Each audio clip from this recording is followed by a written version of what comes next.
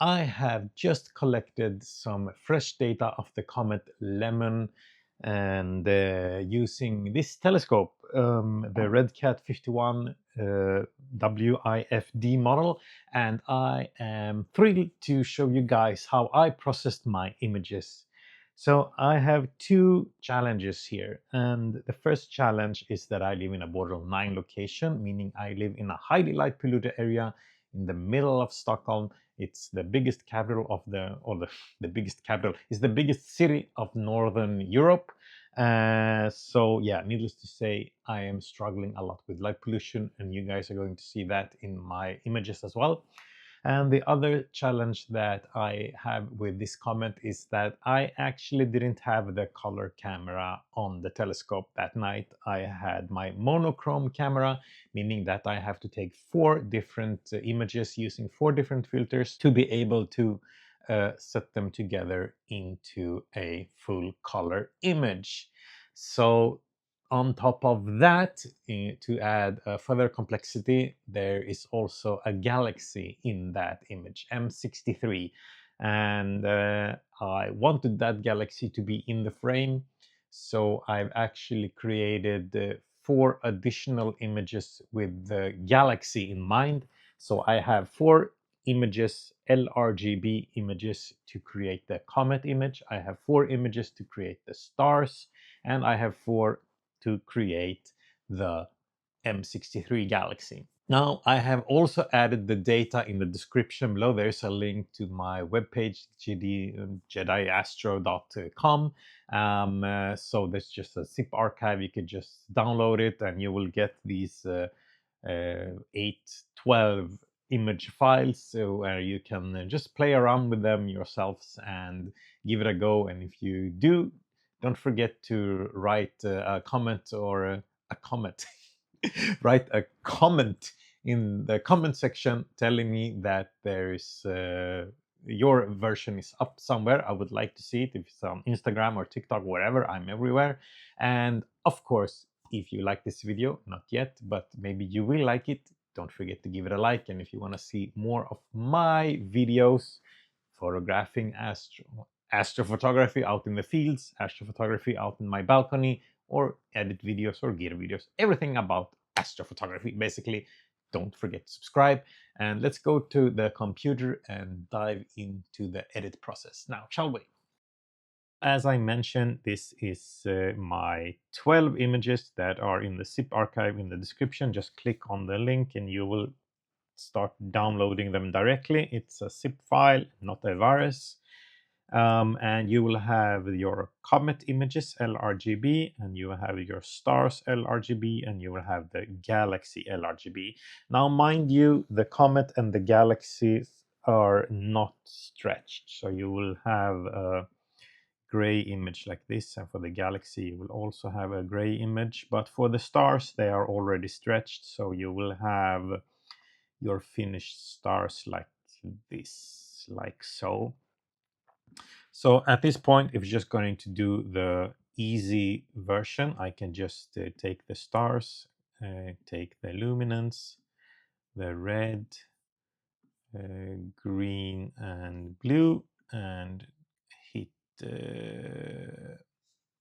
apply.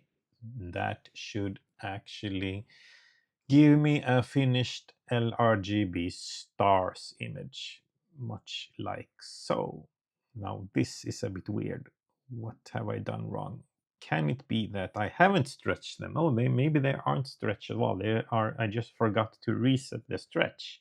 All right, never mind that. We can just do a quick stretch on these stars. I don't mind stretching the stars as an LRGB combination anyways. Yeah, the data is really back in the histogram. Let me just have a look at this quick and dirty stretch. Yeah, there they are.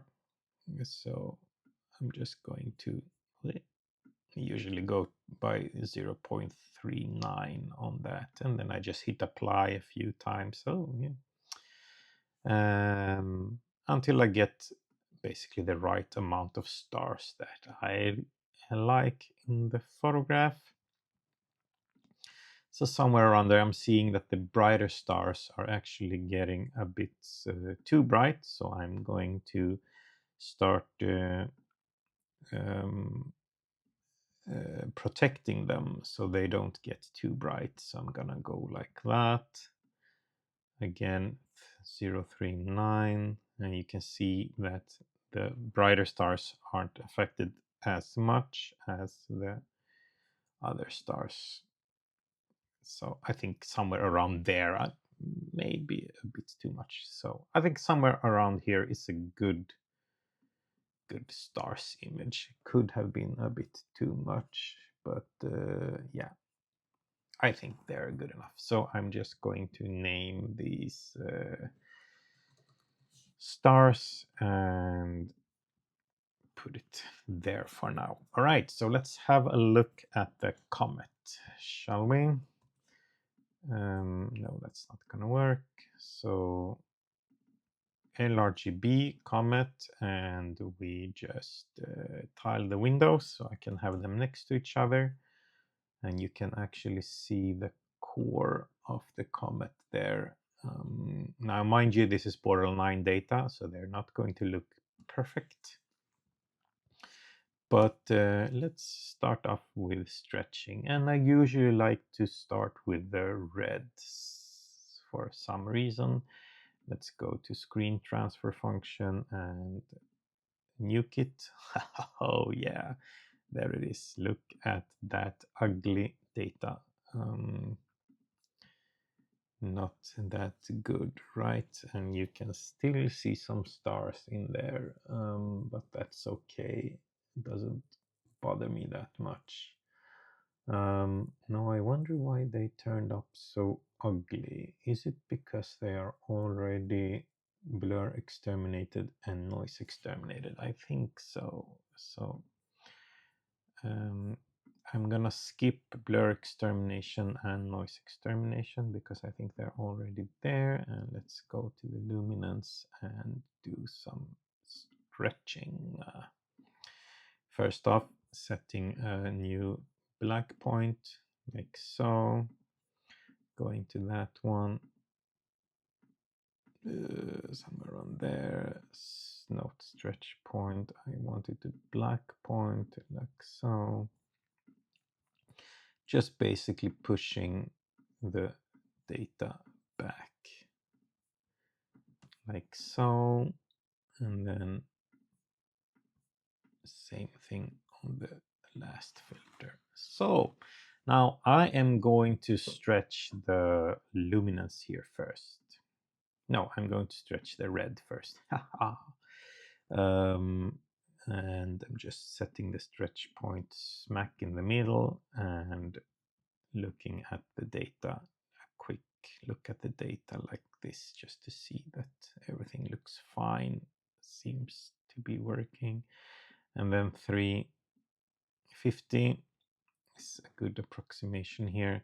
Basically, this is just a linear stretch in the beginning. Now I'm minding the background a lot and the noise levels here. Not that much the comet right now. Pushing the data back again, and then yet another stretch. Let's see what we get here. Now I'm starting to look at the data here. 350, please. And then hit apply. And now time to protect the highlights a little bit because the comet's core is getting too bright. Like so.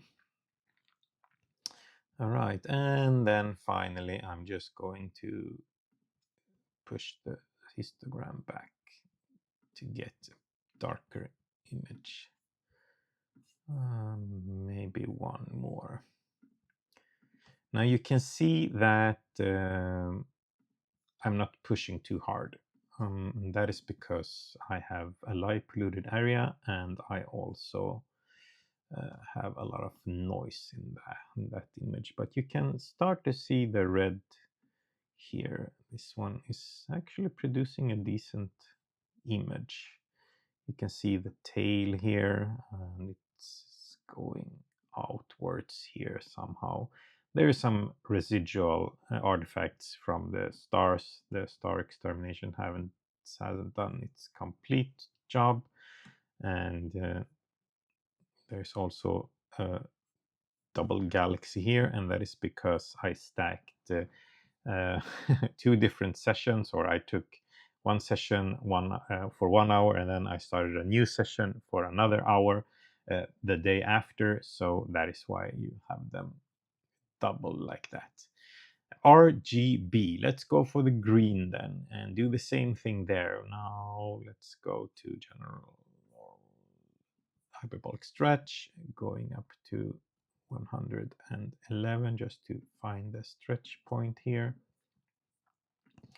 Preview, not going too crazy. Well, first just looking at the data. It's there. Keeping in mind on the shape of the curve more than the actual data. Now 390 is good. And I'll do some stretching here to 3 times. And then just reset and set the black point.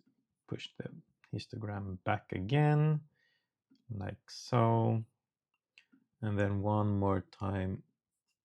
Oh, no, I can't see where I'm at. There I am. Send to stretch point, and then again stretching the data.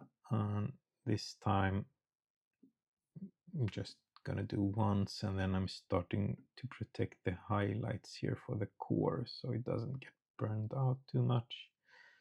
I think that's a good place to be. And then the black point.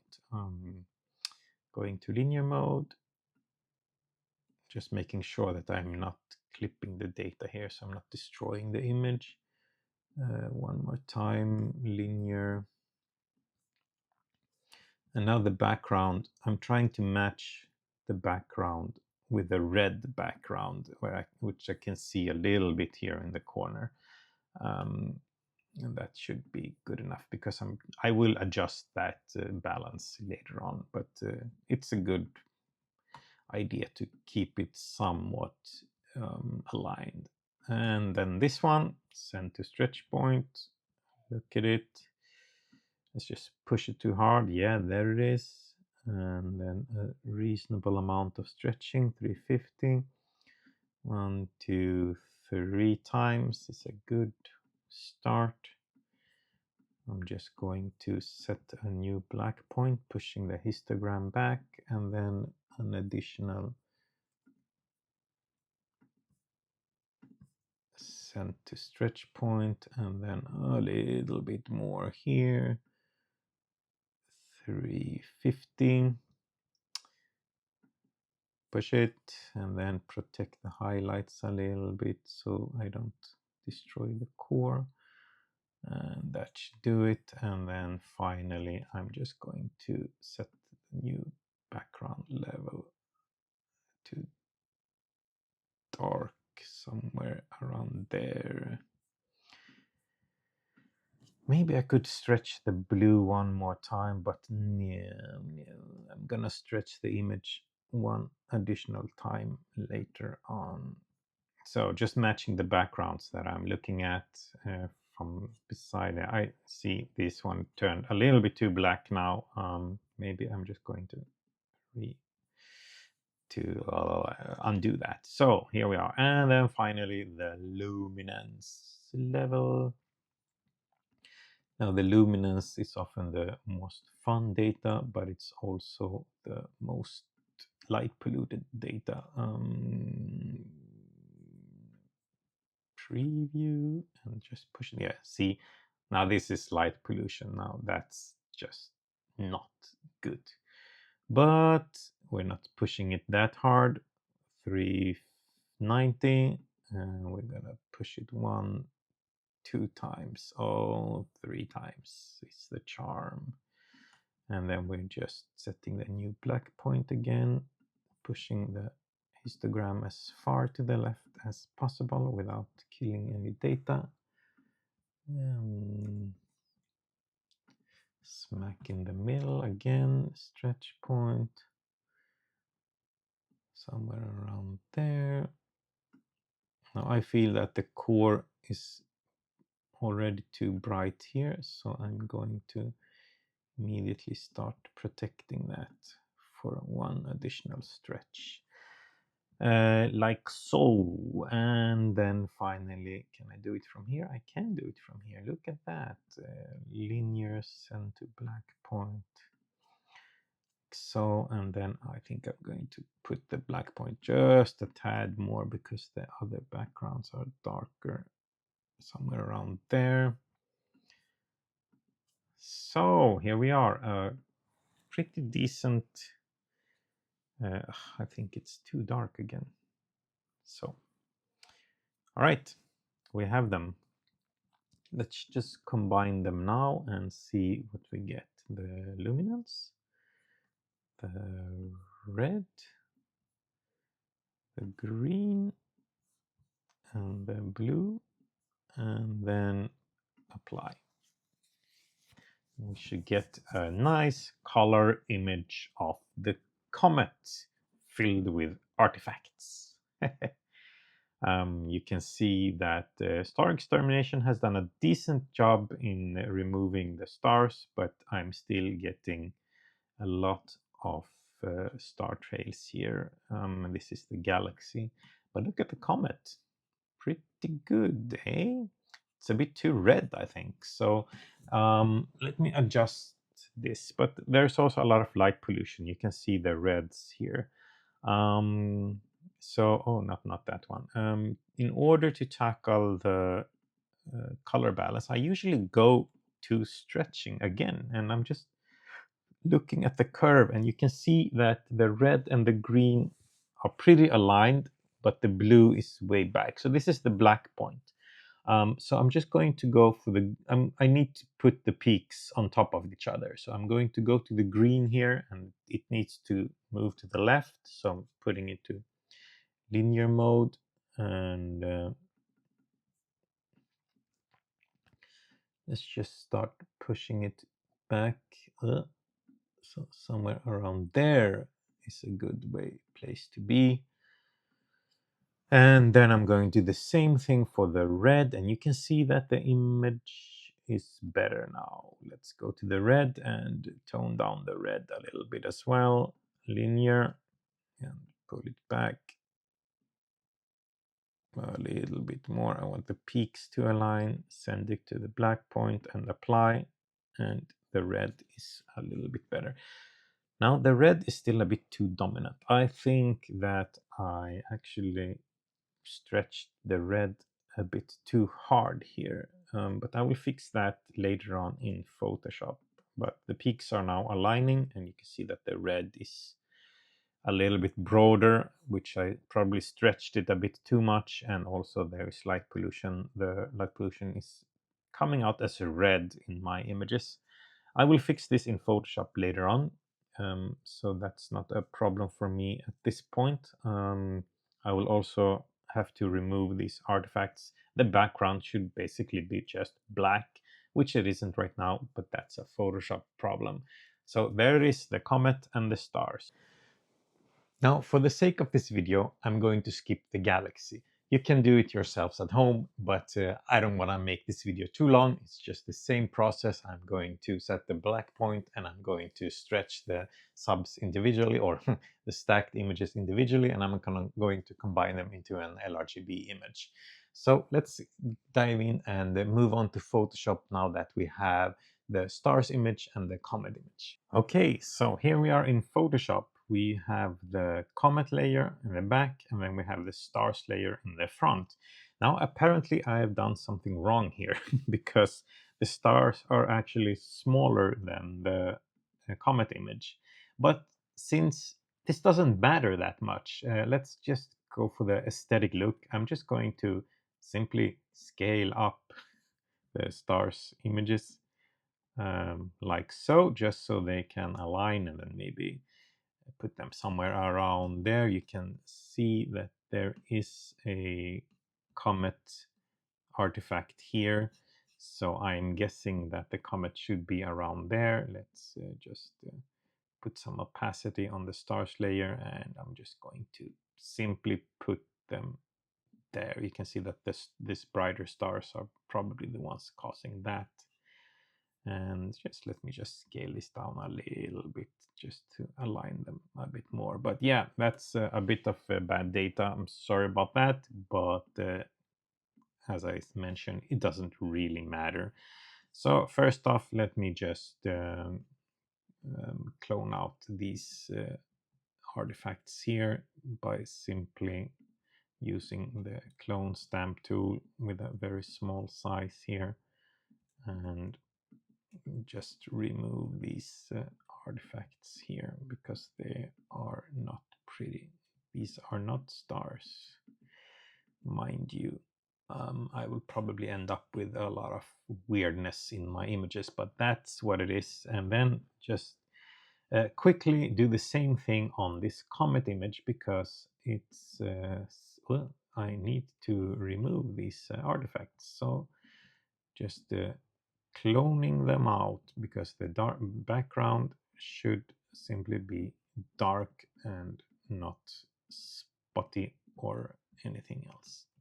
Now, if you're going to do this at home, you will probably, like me here, notice that there are a lot of very weak artifacts here as well, coming from the different stacks. You can sometimes see red lines, sometimes see blue lines, and you'll probably sometimes see green lines. But I'm going to ignore most of these at this point, because this video will get too long if I do everything correctly here. So I'm just going to take the bigger ones here, like this galaxy. Goodbye.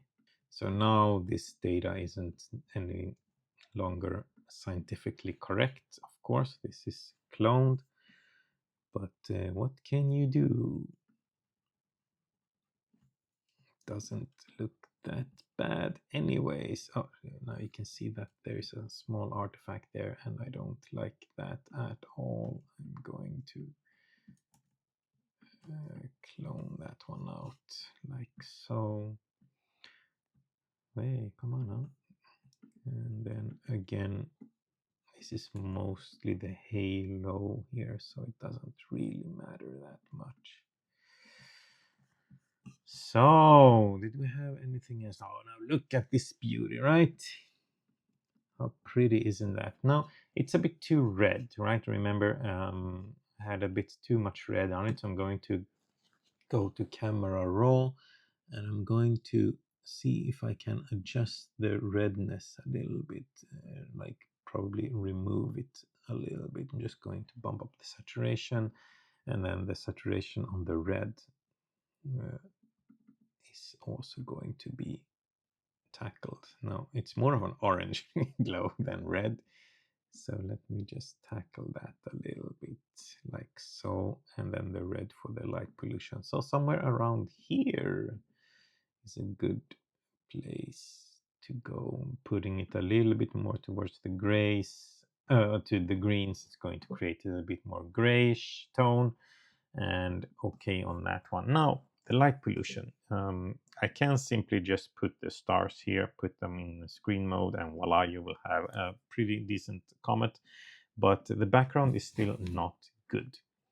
So because there's a lot of light pollution here. So basically, I'm just duplicating the layer, and I will try and remove the comet. Now I can do this in several different ways, but for the sake of this one, this video, I'm just going to clone it out like so. Goodbye, comet. Basically just trying to keep the gradients of the background as intact as possible. So now this is just a light polluted background, and this one should be black.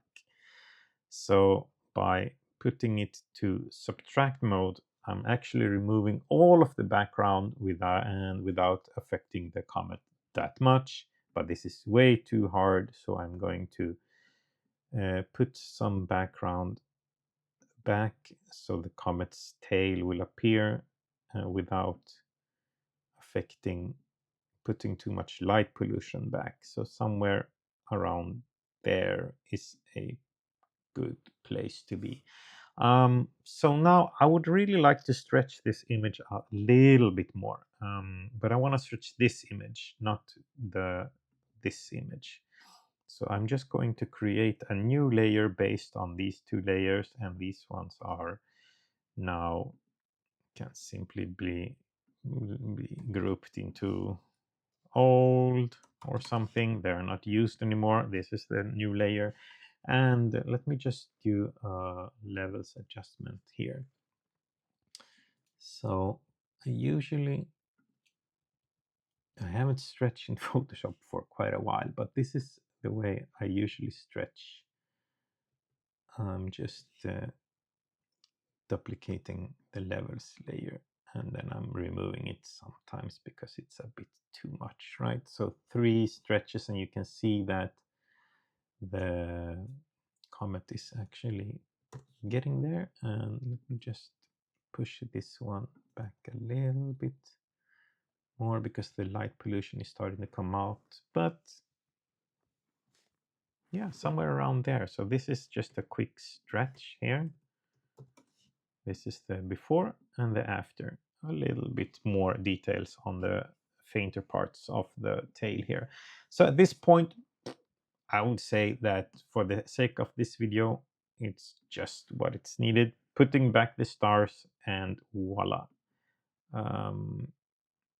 This is just great. Now for the final part, I don't know if it comes up in this video, but this area here will get a lot more light pollution with the stretch. It just gets too bright. So I'm actually going to mask out that area.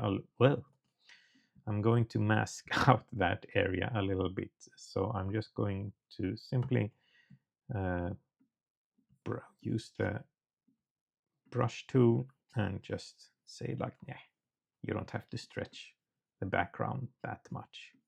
I just stretch the tail, like so. The opacity was a little bit too hard maybe, but never mind. Okay, so that would be it. The final image, the very quick post-process of my comet Lemmon data from a borderline location using the RedCat51. Awesome telescope, but that's for another video. Yeah, hope you have enjoyed this video. Hope you will like the data. It's a bit corrupted, I know, but yeah, that's what I had. Yeah, if you like this video, don't forget to give this a like. And if you want to see more of my stuff, don't forget to subscribe, of course, and hit me up with a comment if you have any thoughts or suggestions. And yeah, I'll see you next time. Right, bye bye for now.